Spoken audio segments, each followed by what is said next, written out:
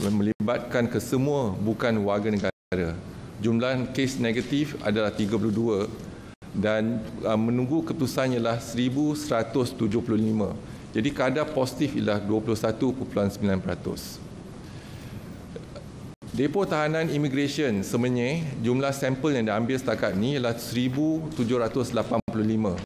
Jumlah kes positif ialah 66 dan melibatkan bukan warga negara adalah 65 kes. Jumlah kes negatif adalah 1,719 dan tiada yang menunggu keputusan.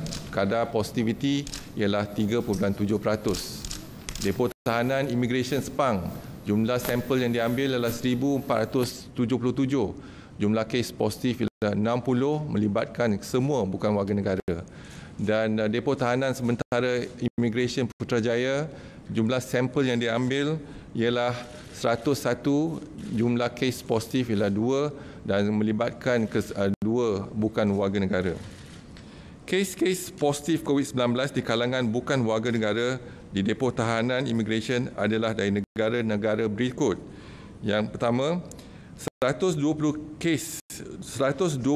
kes warga India, 108 kes warga Bangladesh, 76 kes warga Indonesia, 66 kes warga Myanmar, 45 warga Pakistan, 18 kes warga China, 7 kes warga Sri Lanka, 5 kes warga Nepal, 4 kes warga Kemboja, 3 kes warga Filipina, 2 kes warga Mesir, 1 kes masing-masing daripada negara Laos, Nigeria, Libya dan Syria. 4 kes masih dalam tindakan kemaskini data. Dimaklumkan pula status terkini kluster pedas. Sehingga 3 Jun 2020 jam 12.30 hari, sebanyak 36 kes positif baru telah dilaporkan di kluster ini, menjadikan jumlah kes positif COVID-19 sebanyak 256 kes.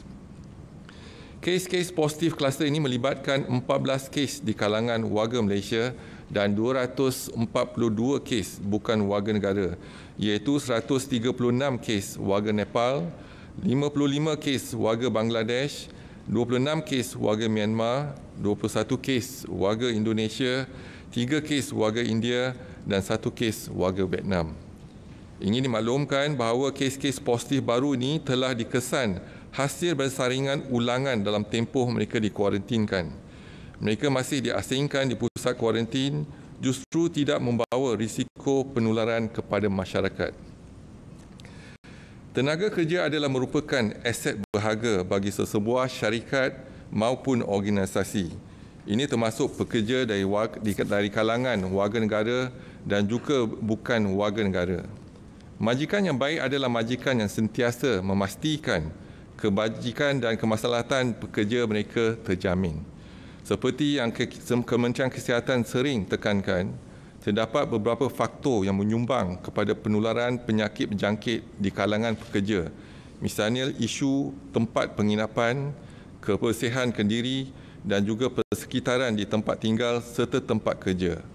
Memandangkan isu penularan COVID-19 di kalangan pekerja bukan warga negara adalah merupakan isu yang penting yang perlu ditangani, Kementerian Kesihatan menyuruh pihak majikan untuk memainkan peranan yang penting dan besar sama-sama menangani, iaitu antara tindakan yang boleh diambil ialah memberi pendidikan kepada pekerja tentang amalan kebersihan, kebersihan persekitaran di tempat kerja dan kebersihan tempat tinggal serta langkah pencegahan, iaitu menyediakan penginapan yang kondusif untuk memastikan penjarakan sosial yang selamat dapat diamalkan.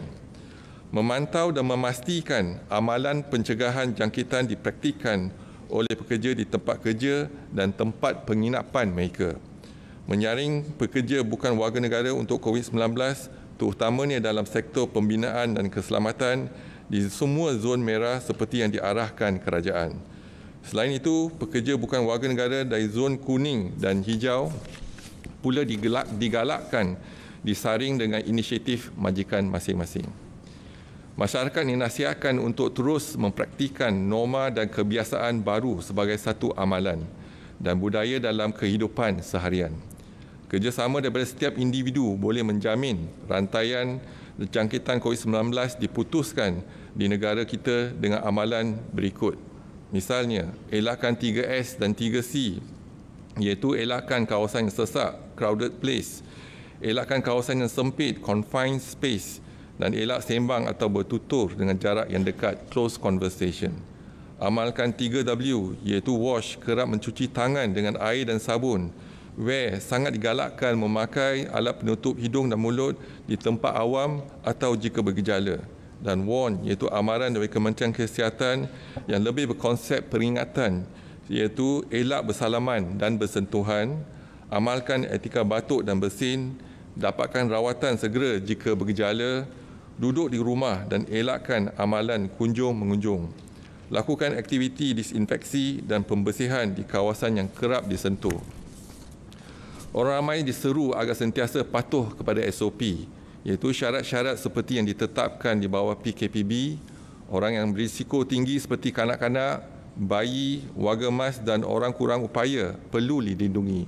Manakala individu tidak sihat dan bergejala, dikehendaki segera menjalani pemeriksaan kesihatan.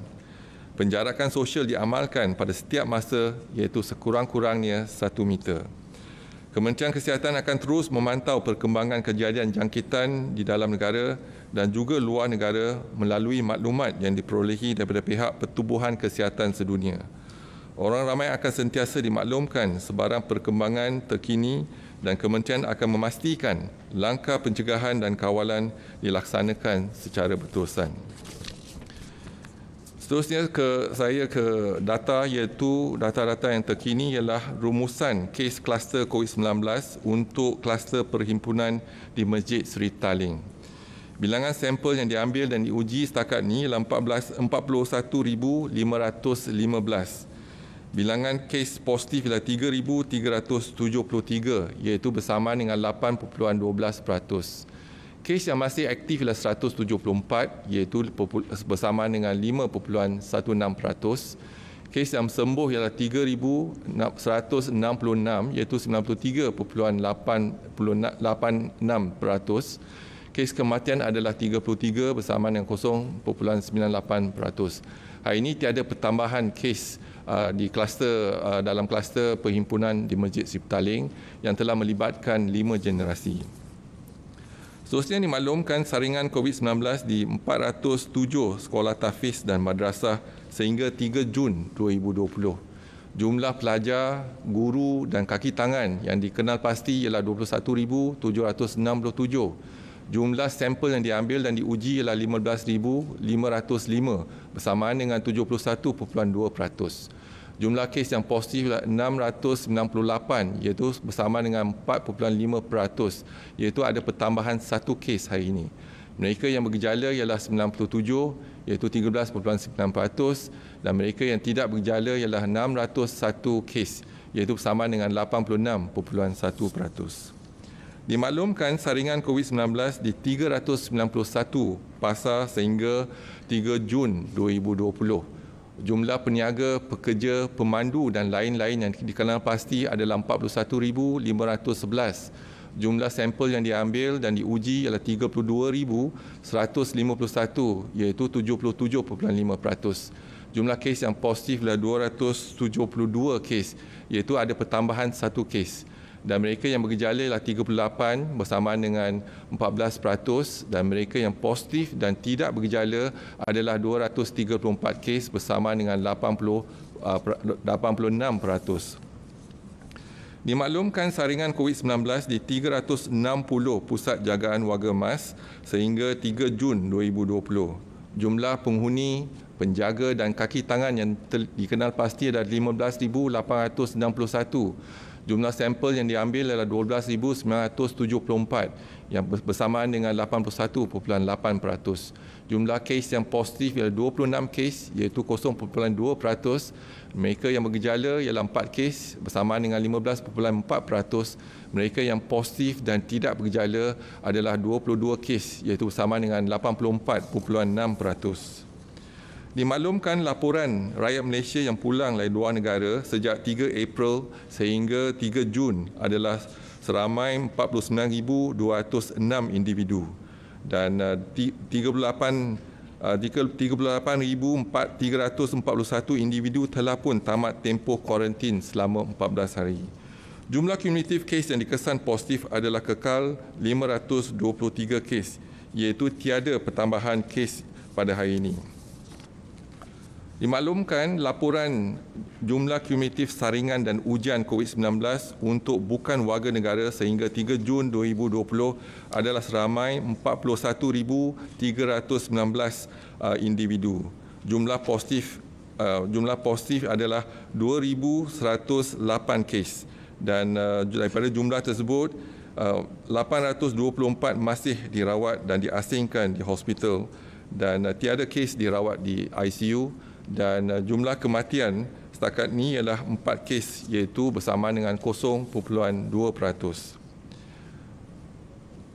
Seterusnya dimaklumkan laporan kluster COVID-19 yang aktif di Malaysia sehingga 3 Jun 2020. Kluster yang pertama ialah Depo Tahanan Imigresen Bukit Jalil ada pertambahan 55 kes dan jumlah keseluruhan ialah 338 kes. Kesemua dia melibatkan bukan warga negara. Kluster kedua ialah kluster pedas, ada pertambahan 36 kes menjadikan jumlah keseluruhan 256 kes. Lain-lain 29 kluster tiada pertambahan kes pada hari ini. Dimaklumkan laporan kapasiti harian 43 makmal COVID-19 sehingga 2 Jun 2020. Dan kapasiti maksimal ujian adalah 29,789 dan semalam ujian seharian adalah 19,898 ujian bersamaan dengan 67%. Dimaklumkan laporan sampel dan ujian untuk pesakit sebelum pembedahan iaitu pre-op testing adalah seramai 17,375 pesakit. Jumlah kes yang dikesan positif adalah 13 pesakit bersamaan dengan 0.1%. Seterusnya dimaklumkan jumlah sampel dan ujian rapid test kit antigen setakat ini adalah 6,848 ujian telah dilaksanakan. Daripada jumlah tersebut, 57 ujian dikesan positif bersamaan dengan 0.8%. Dan saya buka kepada pertanyaan, dipersilakan.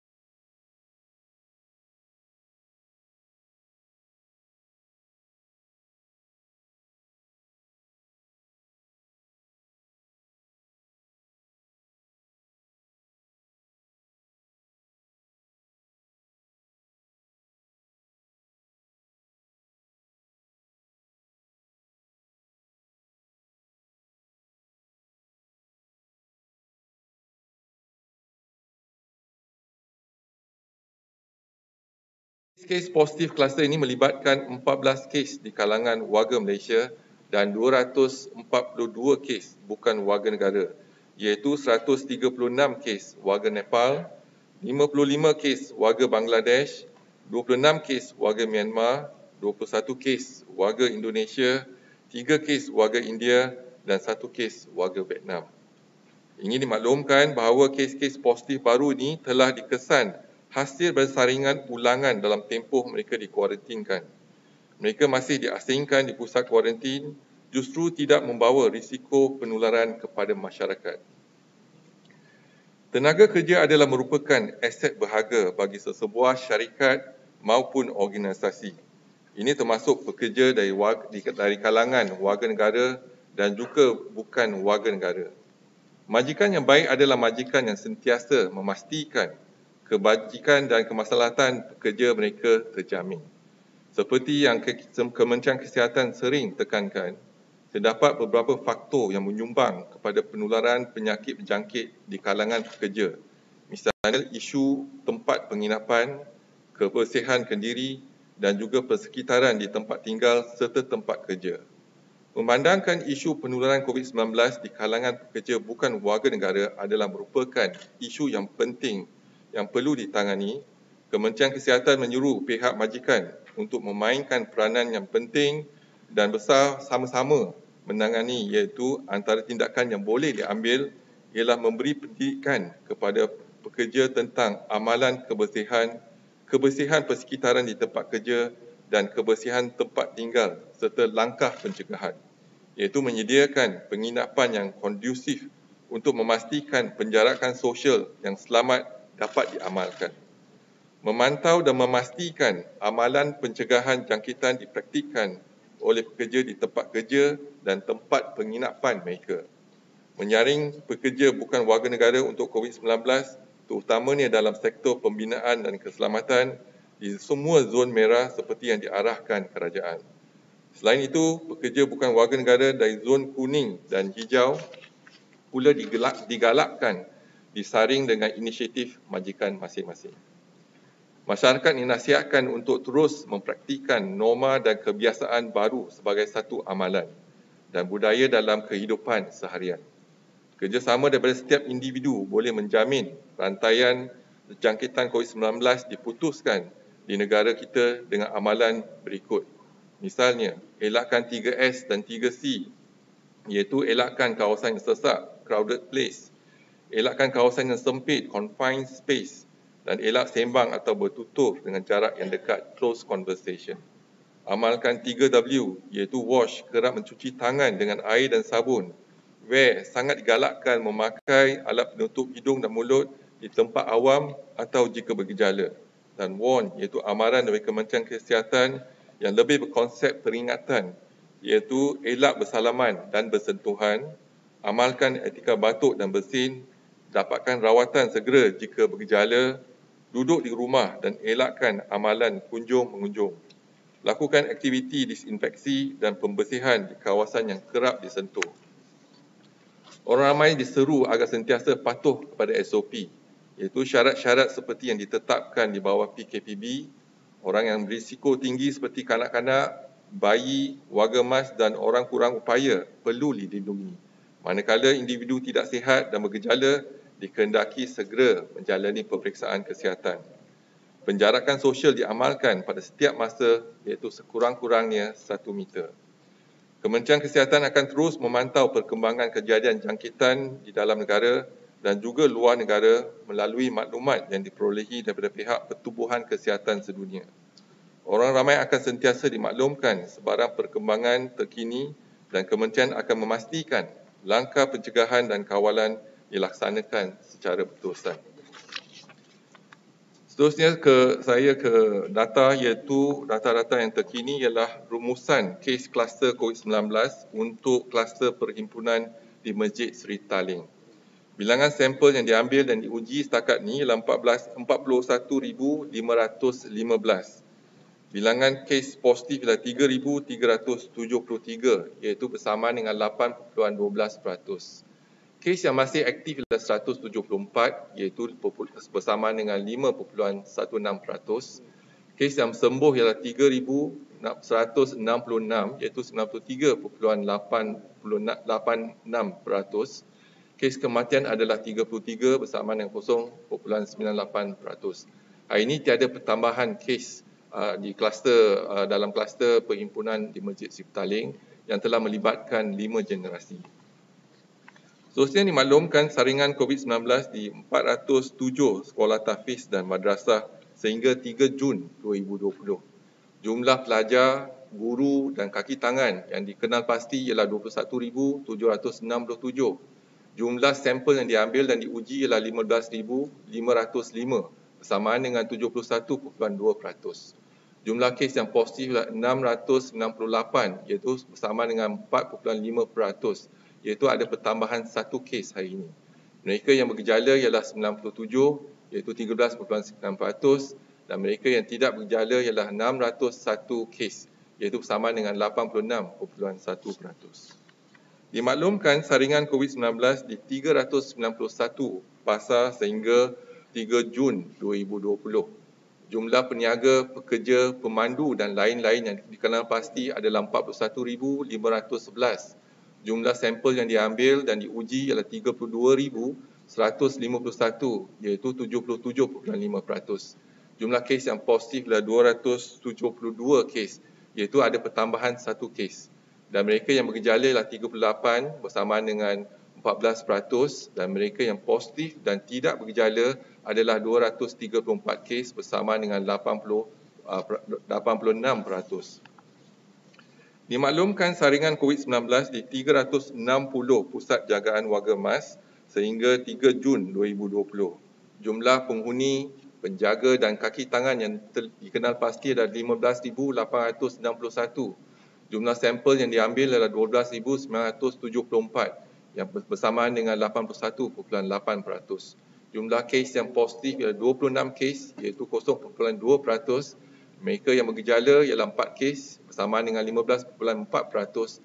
Mereka yang positif dan tidak bergejala adalah 22 kes, iaitu bersamaan dengan 84.6%.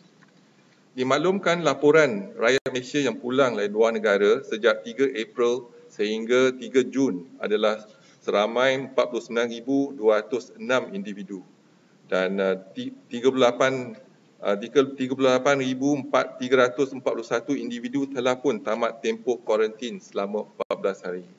Jumlah kumulatif kes yang dikesan positif adalah kekal 523 kes, iaitu tiada pertambahan kes pada hari ini. Dimaklumkan laporan jumlah kumulatif saringan dan ujian COVID-19 untuk bukan warga negara sehingga 3 Jun 2020 adalah seramai 41,319 individu. Jumlah positif adalah 2,108 kes dan daripada jumlah tersebut 824 masih dirawat dan diasingkan di hospital dan tiada kes dirawat di ICU dan jumlah kematian setakat ini ialah 4 kes iaitu bersamaan dengan 0.2%. Seterusnya dimaklumkan laporan kluster COVID-19 yang aktif di Malaysia sehingga 3 Jun 2020.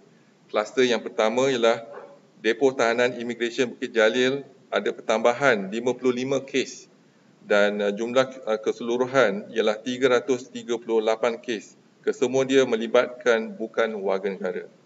Kluster kedua ialah kluster pedas ada pertambahan 36 kes menjadikan jumlah keseluruhan 256 kes. Lain-lain 29 kluster tiada pertambahan kes pada hari ini. Dimaklumkan laporan kapasiti harian 43 makmal COVID-19 sehingga 2 Jun 2020 dan kapasiti maksimal ujian adalah 29,789 dan semalam ujian seharian adalah 19,898 ujian bersamaan dengan 67%. Dimaklumkan laporan sampel dan ujian untuk pesakit sebelum pembedahan iaitu pre-op testing adalah seramai 17,375 pesakit. Jumlah kes yang dikesan positif adalah 13 pesakit bersamaan dengan 0.1%. Seterusnya dimaklumkan jumlah sampel dan ujian rapid test kit antigen setakat ini adalah 6,848 ujian telah dilaksanakan. Daripada jumlah tersebut, 57 ujian dikesan positif bersama dengan 0.8%. Dan saya buka kepada pertanyaan, dipersilakan.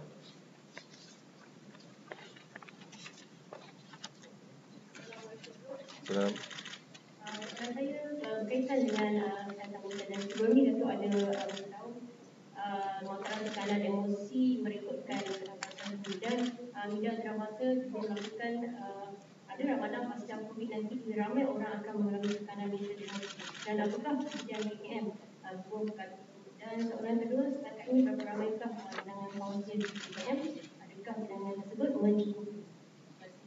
Okay, terima kasih. Kalau kita lihat sekarang ni, Kementerian Kesihatan telah meningkatkan kebolehcapaian perkhidmatan kesihatan mental melalui sistem digital dan teknologi secara kolaborasi pintar bersama dengan agensi yang lain.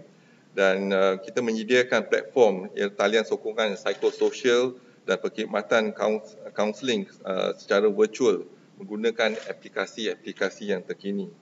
Dan kalau kita lihat setakat ini, kita ada 148 pegawai psikologi kaunseling.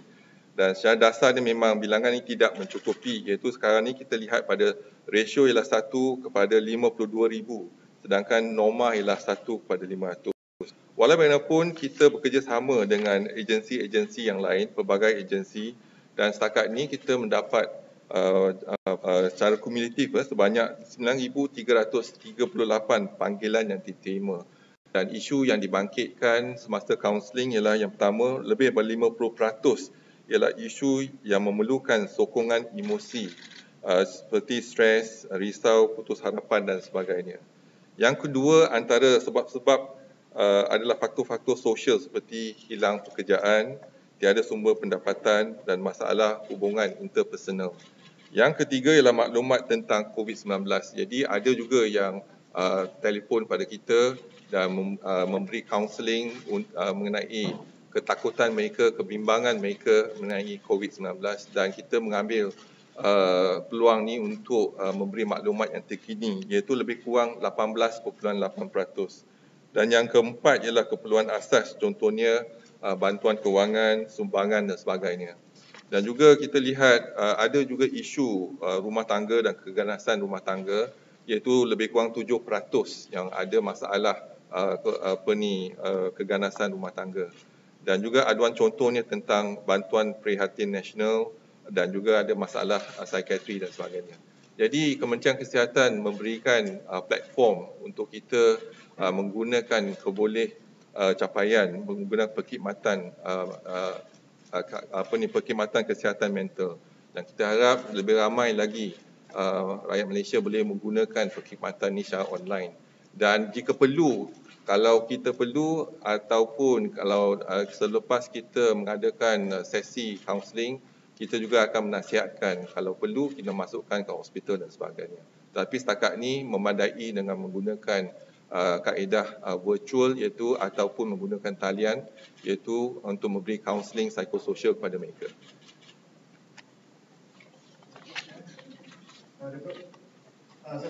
Dari sepanduan keputusan pembukaan semula sekolah akan diedarkan mulai esok, tetapi terdapat guru termasuk ibu bapa melahirkan rasa kebimbangan berhubung penjarakan sosial di sekolah, terutamanya daripada aspek pergaulan pelajar-pelajar. Yang juga termasuk di taska iaitu pergaulan di antara kanak-kanak, kerana kemungkinan kanak-kanak pun tidak faham mengenai seperti penjarakan sosial dan sebagainya.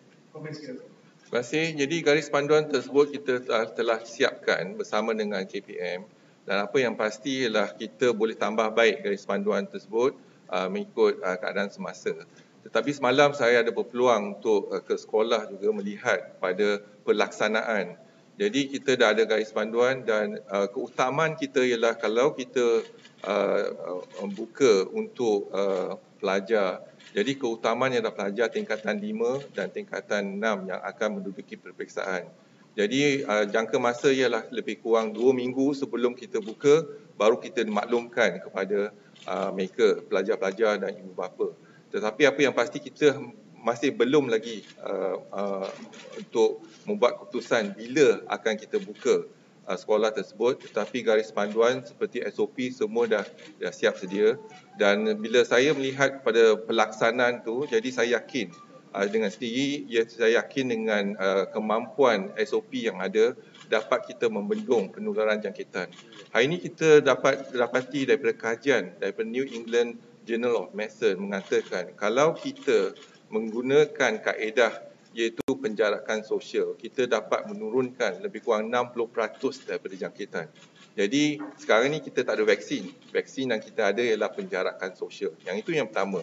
Yang kedua, kalau kita menggunakan mask dan sebagainya, terutama pada mereka yang bergejala, kita juga boleh mengurangkan jangkitan. Tetapi kalau penjarakan kita sekurang-kurang 1 meter, kalau lebih dari 1 meter lebih baik. Jadi berdasarkan pada konsep tersebut, kita sekarang ni melaksanakan di dalam sekolah contohnya. Dan semua rakyat Malaysia sepatutnya patuh kepada penjarakan sosial sekurang-kurangnya 1 meter. Kalau penjarakan kita bagus, jadi mungkin kita akan dapat kurangkan jangkitan. Jadi tak ada peluang untuk virus tersebut menjangkiti seseorang. Iaitu kita dah tak bersalaman dan kita juga tak bersentuhan. Nah, ini penting. Kalau tak bersentuhan dan tak bersalaman, kita dah elakkan satu kaedah jangkitan COVID-19 ni. Dan kita menasihatkan untuk mereka sentiasa mencuci tangan menggunakan air dan sabun dan juga elakkan kawasan yang sesak. Dan dalam kantin contohnya, sekarang ni kantin dia budak-budak sekolah takkan makan di kantin, tetapi mereka beratur iaitu jarak 1 meter dan mengambil makanan terus ke sekolah bilik darjah, dan bilik darjah dah ada social distancing kat bilik darjah tu, mereka boleh makan di sana. Jadi kita akan pastikan pelaksanaan tu akan berjalan dengan lancar. Tetapi inilah perancangan kita dan kita harapkan pelaksanaan akan berjalan dengan sebaik mungkin.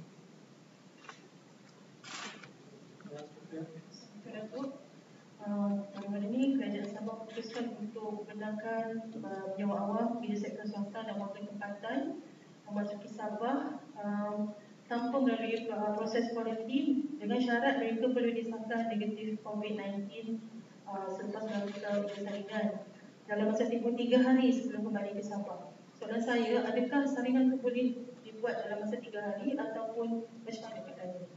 Jadi kalau kita nak pergi Sabah dan Sarawak, kita perlu melaksanakan saringan. Jadi saringan tu kalau kita boleh laksanakan dalam tempoh 3 hari, jadi tak perlu kita dikuarantinkan di Sabah.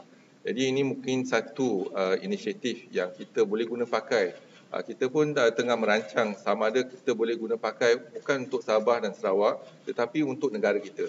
Mereka yang nak kembali ataupun datang ke Malaysia, jalankan saringan dulu, iaitu di negara masing-masing.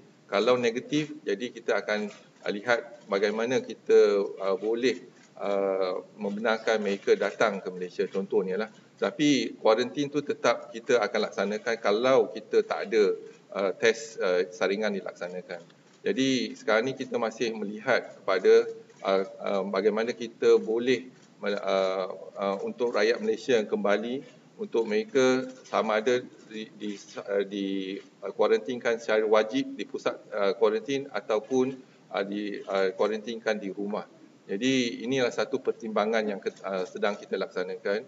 Tetapi apa yang pasti ialah kita kena laksanakan ujian tersebut. Kalau ujian tersebut negatif, jadi kita boleh kuarantinkan mereka di rumah untuk tempoh 14 hari. Kalau mereka mampu laksanakan, berarti menjalankan ujian di makmal-makmal swasta contohnya, boleh dilaksanakan sebab sekarang ni kalau kita lihat 80% pada ujian boleh dilaksanakan dalam tempoh 24 hingga 48 hari. Hari pula 4 jam, 24 hingga 48 jam.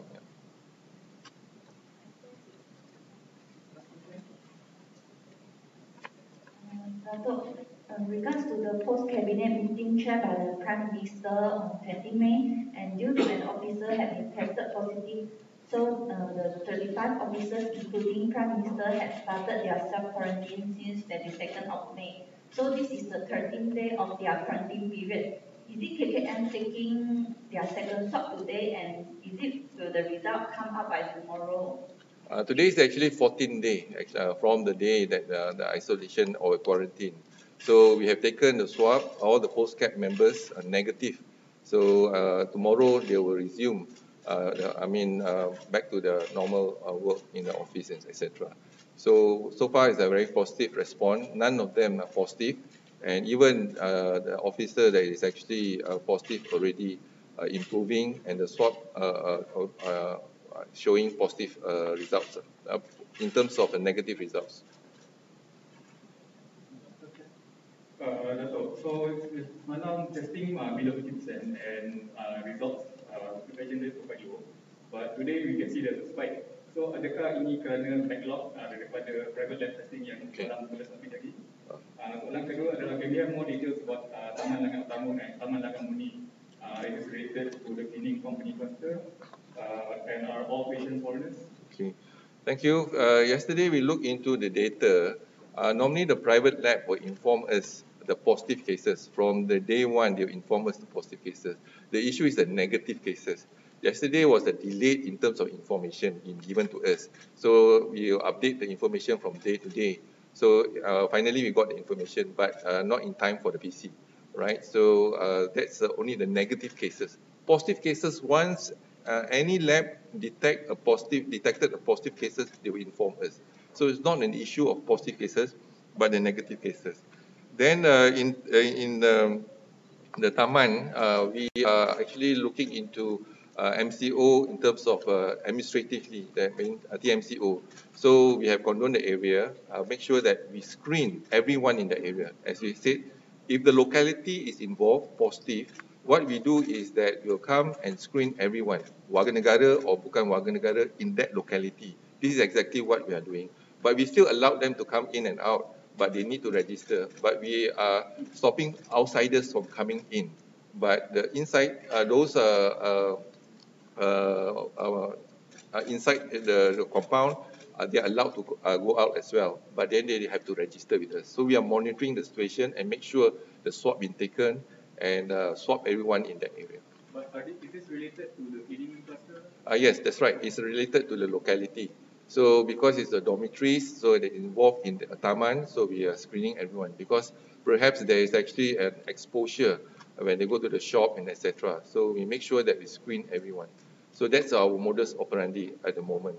If the locality or the targeted group has been identified, we will do what needs to be done. That is actually condone the area. But this is not EMCO. EMCO, no in and out, basically, and we have to provide food for them, etc. Here, they still can come in and out, but we make sure that we screen everyone. Okay, Assalamualaikum Datuk. Soalan terakhir daripada kami. Ya. Soalan dia, laporan WHO baru ini menyatakan menentang penggunaan remdesivir dan terapi plasma terhadap pesakit COVID. So mungkin Datuk boleh komen mengenai perkara ini. Terima kasih Datuk. Terima kasih. Yang itu ialah sebahagian daripada kajian solidarity yang dikemukakan oleh WHO dan negara kita ialah salah satu pusat yang dijalankan untuk menjalankan kajian tersebut. Dan ubat ni telah pun kita terima untuk lebih kurang 100 pesakit. Setakat ni kita ada 9 pesakit yang kita dah mulakan rawatan ubat ni. Jadi sama ada data-data yang kita kutip ni, nanti kita akan berikan maklum balas kepada WHO. Ada protokolnya, jadi kita kena isi dan kita kena pantau sama ada kesan samping dan sebagainya, kita akan maklum kepada WHO. Mungkin dari segi 9 kes kita tak nampak dia punya kesan. Tetapi kalau satu dunia ataupun 100 pusat yang kita kumpulkan data-data tu, mungkin baru kita dapat secara statistiknya sama ada kesan samping dia meningkat ataupun tidak. Begitu juga dengan hydrochloroquine. Walaupun obat tersebut telah kita guna pakai lebih pada 40 tahun untuk malaria dan sebagainya, tetapi kita masih menggunakan obat tersebut. Tetapi di negara lain ada kesan samping yang meningkat, iaitu terutamanya mereka yang warga emas. Apabila mereka menggunakan obat tersebut, ada masalah jantung dan sebagainya, iaitu jantung perlahan, iaitu QT interval semakin panjang. Jadi WHO telah berhentikan kajian tersebut sementara untuk melihat balik data-data selama 40 tahun, iaitu berkenaan dengan kesan samping tersebut, dan akan maklumkan kepada kita semula dalam kajian tersebut. Dia hanya memberhentikan penggunaan obat tu untuk kajian. Jadi pertengahan bulan Jun akan dimaklumkan sama ada kita akan teruskan kajian tersebut ataupun kita berhentikan kajian tersebut. Tetapi penggunaannya, kalau kita nak guna obat tersebut, pastikan kita mantau dari segi kesan samping tersebut. Berarti kalau seseorang diberikan obat tersebut, kita kena lihat denyutan nadi dan ECG dan sebagainya. Baru kita boleh pastikan obat itu selamat. Setiap obat ada kesan samping, tapi kita kena guna dengan cara yang betul dan juga dengan cara berkesan.